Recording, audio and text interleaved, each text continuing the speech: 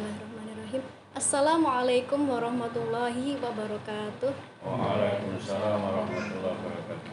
Halo teman-teman semua, bagaimana kabarnya hari ini? Semoga sehat selalu ya. Alhamdulillah pada siang hari ini kita bisa bertemu lagi dalam acara podcast yang diadakan oleh teman-teman KKN kelompok 16. Pada kesempatan kali ini, saya Tuti Ida Fitriani dari Prodi Akidah dan Filsafat Islam, Fakultas Usuluddin dan Humaniora akan memandu berjalannya podcast pada hari ini dengan tema reaktualisasi pola dakwah Wali Songo di era modern. Sudah bergabung bersama saya beliau narasumber yang sangat luar biasa, yaitu Bapak Profesor Dr. Haji Ahmad Rafiq MA. Assalamualaikum Bapak. Waalaikumsalam warahmatullahi wabarakatuh. Ya, saya buka biar nggak megap-megap. Bagaimana kabarnya Bapak? Alhamdulillah sehat. Alhamdulillah. Alamin. Beliau adalah guru besar di UIN Wali Songo Semarang dan beliau juga menjabat sebagai Wakil Ketua Umum MUI Jateng serta Direktur LPPOM MUI Jateng. Sebelum masuk ke pembahasan utama, saya ingin bertanya dulu nih Pak. Ya. Sebenarnya apa sih Wali Songo itu dan bagaimana sejarah terbentuknya Wali Songo? Barangkali teman-teman ada yang belum paham dan mengerti apa itu Wali Songo dan sejarahnya. Monggo. Ya, makasih. Assalamualaikum warahmatullahi wabarakatuh. Waalaikumsalam. Ya, alhamdulillah wasyukurillah, mari kita bersyukur kepada Allah Subhanahu wa taala karena pandemi belum selesai, tapi saya minta izin ini saya lepas sebentar. Ya, pertanyaannya menarik, masuk tema perbincangan kita hari ini menarik tentang reaktualisasi dakwah Wali Songo. Tadi ada pertanyaan siapa sih Wali Songo? Wali Songo ya wali. Wali itu orang yang terpilih atau bisa diartikan sebagai kekasih Allah itu, yang dulu menyampaikan ajaran dakwah ajaran Islam melalui dakwah Wali Songo. Karena 9 orang maka disebut dengan Wali Songo. Nah, nama Wali Songo ini kemudian diambil oleh kampus kita ya, IAIN dulunya menjadi UIN Wali Songo itu karena ingin belajar banyak, mengambil nama besar Wali Songo.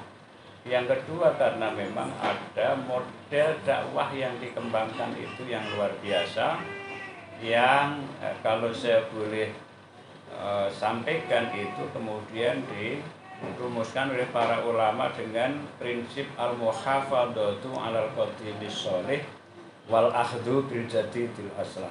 Mohon maaf.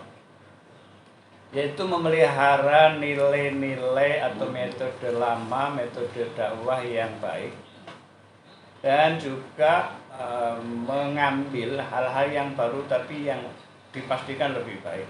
Nah, itu prinsipnya. Hari ini saya sengaja mengenakan busana campur-campur, jadi pakai apa ini namanya, langkon ya. Langkon ini kan dianggap sebagai pecis penutup kepala tradisional ala Jawa. Sarungnya pakai sarung batik, bajunya pakai baju koko. Ini sebenarnya kan modelnya model yang dulu dikembangkan oleh dai Tionghoa. Ada yang sebagian menyebutkan begitu karena beberapa wali ada yang menyebut juga dari bagian berketurunan atau berdarah Tionghoa gitu. Tapi Islam itu disampaikan dengan cara-cara yang tanpa konflik. Nah, kenapa 9? Ya karena 9 orang yang itu dikenal, dan pimpinan kita ketika saya diamanati menjadi direktur pasca sarjana itu juga kalau ada menjelang dies natalis itu diajak berziarah ke makam-makam Wali Songo.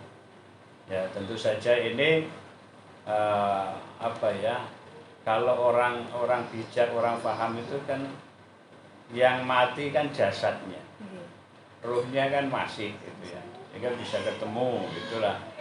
Paling tidak ya ada frekuensi dan gelombang yang sama gitu, sehingga bisa sambung, kira-kira begitu.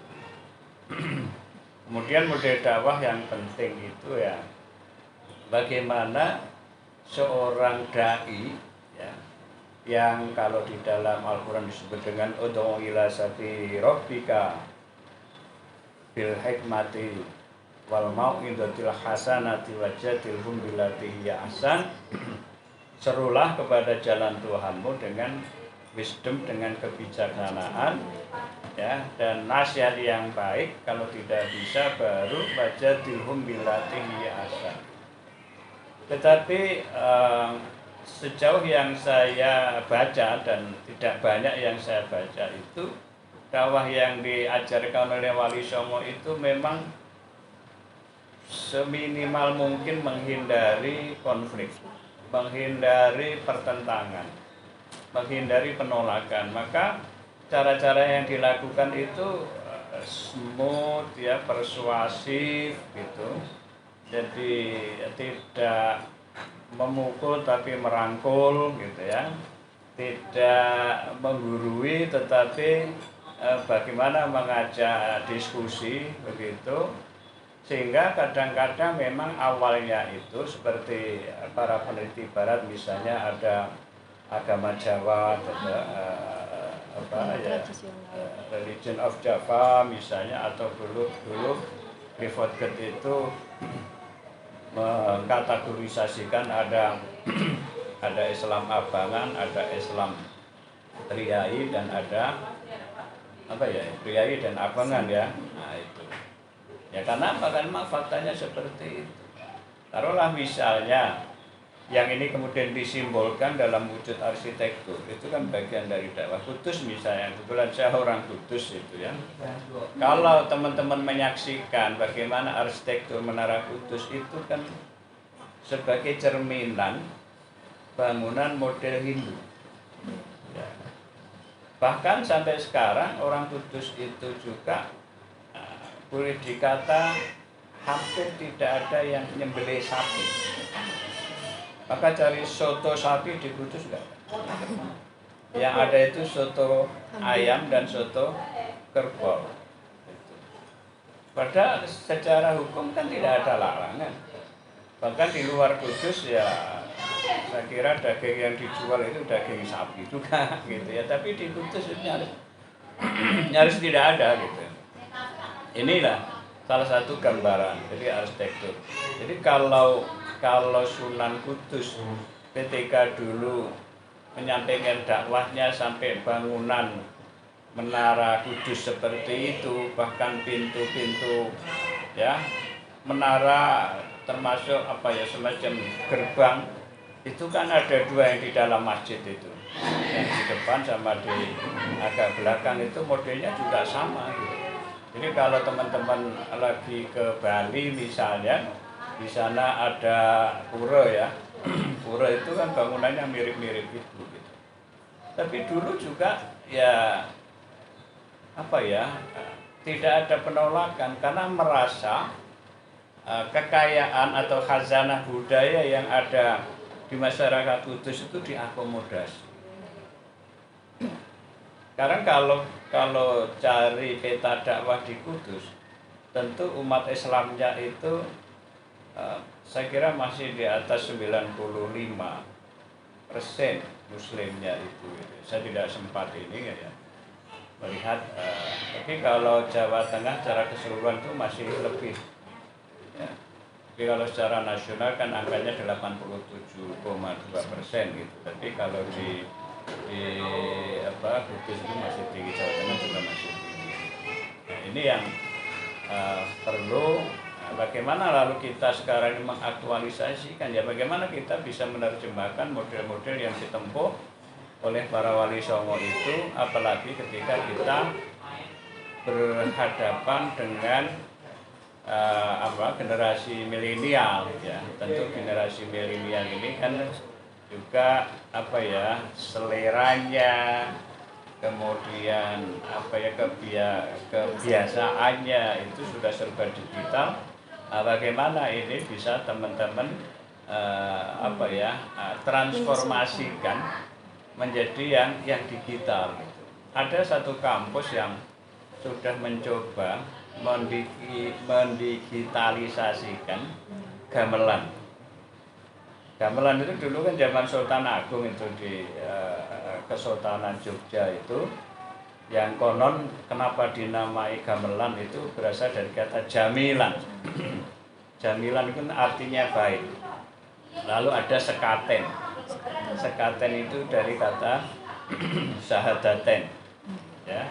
Kemudian ada juga katanya Petruk Garing, ya, Petruk Bagong Nolo Garing dan Semar. Itu katanya dari Fatruk Bogo, ya. Fatruk itu tinggalkan, Al-Bago itu hal-hal yang tidak baik, ya. Jadi kalau di kampung itu dulu ada namanya begengge. Pernah dengar nggak kata begengge?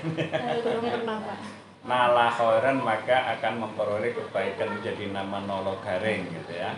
Itu. Nah, Semar itu kan dianggap sebagai guru kan. Nah, Semar itu kalau diambil dari kata samaro ya berarti itu hasil gitu ya. Hasil dari proses fatruk bago tadi itu atau tarakul bago nala khairan gitu ya. Itu menjadi buahnya seperti itu.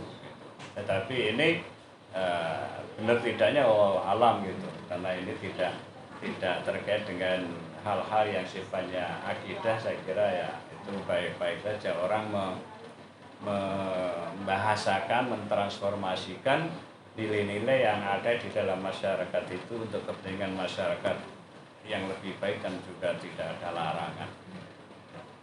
Lalu bagaimana sih Pak pola dan strategi dakwah yang dilakukan oleh Wali Songo? Seperti yang saya ketahui ada banyak sekali budaya tradisional Nusantara yang kemudian dipadukan dengan agama oleh para Wali Songo, sehingga dakwah mereka mudah sekali diterima oleh masyarakat pada saat itu. Ya, sekarang ini kalau teman-teman mau, ketika akan turun ke satu daerah, itu mesti sudah harus punya mapping, atau kalau dibahasakan akan ya road map. Jadi apa namanya, road map itu peta jalan ya. Map itu kan peta, road itu jalan, tapi bukan peta jalan kesesatan. Ya, karena saya pernah nanggapi itu teman-teman Pak Nadim itu ketika membuat peta pendidikan, tapi kemudian karena pendidikan agama katanya mau dihapus, lalu saya tulis peta jalan sesat pendidikan. Ya, jadi supaya apa? Supaya teman-teman nanti itu tahu kebutuhan masyarakat yang akan menjadi sasarannya. Saya tidak tahu model KKN yang sekarang ini seperti apa gitu. Kalau dulu kan memang saya ditempatkan di 2 desa A dan B. Nah, itu kalau mau bagus kan ada orientasi kan, biasanya ada pembekalan lah KKN itu, supaya nanti turun ke daerah, oh di sana itu masyarakatnya yang muslim sekian persen, yang samin berapa persen misalnya itu. Karena kebetulan dulu saya ditugasi membimbing di daerah Blora sana, itu masih ada sebagian warga yang dari suku samin ini.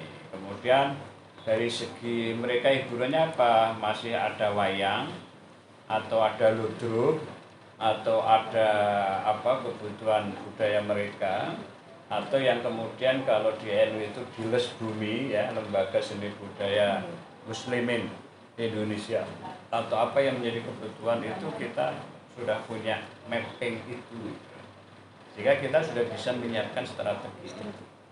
Jadi ibaratnya itu kalau kita butuh nembak sasaran, itu yang kita perlukan itu kaliber berapa. Jadi kalau yang butuhnya perlu jarak pendek, ya nggak usah pakai meriam kan gitu ya. Nah, untuk karena melumpuhkan sasaran. Karena konteksnya ini adalah konteks dakwah, masyarakat yang seperti apa yang kita butuhkan. Misalnya karena ini sekarang eranya era bonus demografi, di mana generasi milenial itu nanti 24 itu diperkirakan akan 60%. Maka ini yang harus disiapkan. Apa kebutuhan anak-anak milenial itu? Ya, kalau anak-anak milenial diajak main wayang mungkin ya pusing. Nah, tapi bagaimana wayang itu bisa dikemas? Atau mungkin model-model apa ya, pendekatan-pendekatan yang sifatnya digital itu dikemas sedemikian rupa sehingga mereka itu merasa asik gitu. Menjadi menarik. Karena memang ada perbedaan yang sangat mencolok ya. Jadi kalau zaman saya kecil itu kan hidup masih susah. Tapi kalau sekarang ini kan rata-rata anak ini sudah gizi kecukupan, fasilitas IT luar biasa.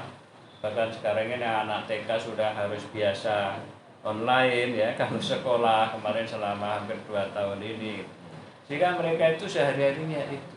Nah, bagaimana teman-teman ini ketika menyampaikan dakwah itu bagi mereka diterima asik, tidak menjadi beban gitu. Tapi itu menyenangkan, itu yang akan bisa diterima. Nah, mungkin kalau perlu dengan pendekatan TikTok misalnya, meskipun saya nggak familiar gitu ya, nah, tapi isinya isi yang positif gitu. Gimana sih caranya gitu, misalnya ngaji, membaca Al-Quran, tetapi kemudian dikemas caranya supaya lebih komunikatif dengan mereka, itu saya kira akan jadi baik. Jadi itu karena para ulama dulu seperti itu, dan kadang-kadang juga ini yang perlu penafsiran yang sangat mendalam. Jadi kalau Mbah Sunan Kudus itu kan memang masyarakat kota ya, kalau Sunan Kalijaga itu juga ya termasuk di kota juga gitu ya. Dan yang di Demak Kadilangu itu katanya itu tidak makamnya di situ, itu hanya tempat singgah untuk ini, tapi makam yang benar itu di Jawa Timur gitu ya. Jadi tapi ini soal ini kalau orang sudah yakin ya, karena ziarah di Kadilangu itu juga antrinya panjang juga gitu ya. Itu yang sedikit saya tahu tentang yang dulu dilakukan oleh para Sunan Wali Songo. Kemudian bagaimana Pak jika menerapkan kembali pola dan strategi dakwah yang dibawa oleh Wali Songo di masa sekarang, melihat banyak persoalan agama yang muncul baru-baru ini seperti isu Islam Nusantara, lalu adanya suatu golongan yang menggaungkan ajaran mereka paling benar dan menyalahkan golongan yang lain. Serta ada beberapa golongan yang menginginkan Islam kembali kepada zaman dahulu. Gitu. Ya, ini fenomena yang menurut saya, mohon maaf, di cut dulu ganti sesi kedua. Menurut saya aneh. Jadi oleh karena itu ya ini yang harus dicermati baik-baik supaya di dalam berdakwah itu berjalan secara efektif ya, untuk bisa bagaimana mengatur strategi, metode, cara-cara yang efektif ya. Kita tunggu yang akan lewat gitu ya, dan jangan kemana-mana, silakan nanti ke channel podcastnya KKN Kelompok 16. Oke.